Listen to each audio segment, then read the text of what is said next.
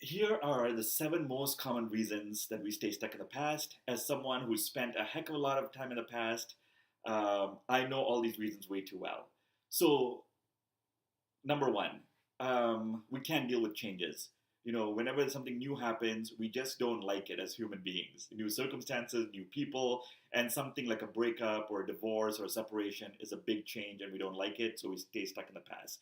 Two, we have good memories, we think good thoughts, we are very sentimental, so we think only all the good things that happened in the past, and the best life that we can imagine for ourselves because we've already lived it is in the past. So we stay stuck because what's the point of the future? All the good stuff already happened.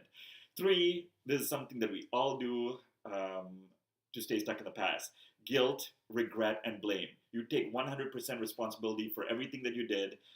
You put the blame squarely on yourself, and you say if it wasn't for what you did or it wasn't for how you were, that then the relationship would still be here today and you would still be living a happy family life. It's you 100%, and that's why this relationship ended. So if you tell yourself that story, for sure you're going to stay stuck in the past. Four, you have a lot of anger and resentment still toward your ex and what they did. And even if they just ended the relationship or they did something to cause the relationship to end, you're just like bitter. If they've moved on, you're angry. And so, you can't move on because you're just upset with them still. Five, the past is very comfortable, right? Because the past has already happened, right? Think about movies. When I don't know if you like to go see new movies, or if you, between the choices, you're like, oh, I've already seen that movie before. Let me see it again. So I do that, and if I've seen that movie, I'll say, oh, let's watch that movie again because I know that movie is good, right? So the same thing with the past. We want to go to the past and stay stuck there because we know that movie is good, even though it was probably terrible and there was lots of issues and there was a breakup and devastation and pain. We still want to hold on to that because even as crazy as that was, we at least knew what happened. We knew we are familiar with it. Familiarity is comfort. The future is scary as heck. We don't know what's coming in the future, right? So we like to stay in the past because it's comfortable. So number six, we stay stuck in the past because we just feel that life has been unfair. We think to ourselves that we got the worst life, like everything did not work out for us. But our ex, hey, they got remarried, they have a new family, they have kids, and we just cannot. We're like, why does God hate me, right? We're like, why is karma so unfair? Why do I feel like I got screwed over by the universe and by life and by the gods?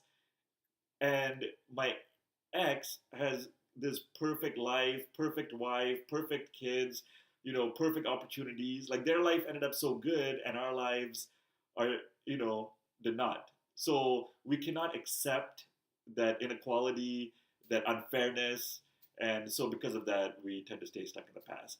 And finally, this was, definitely where I was for a couple of years of my life, right after the divorce, which is we're still in denial. We haven't accepted that this relationship has ended.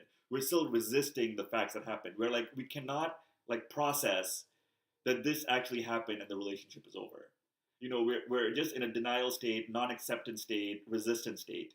And so because of that, we continue to, it's almost like, oh, I don't even want to imagine this is happening. Like, there's still a possibility. Maybe it's not over, even after the divorce papers have been signed, right? So these are seven common reasons that we stay stuck in the past. You're probably wondering, like, okay, what do I do to break out of this? How do I break away from the past and let go?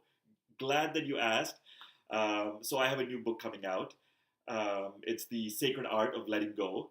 And I'm going to talk a little bit more about the book in the coming weeks. So I took all of these spiritual principles from all these spiritual authors and wisdom teachers that I've come to know over the years. And I was like, okay, what do they suggest for letting go of the past? And I put all those answers into a book.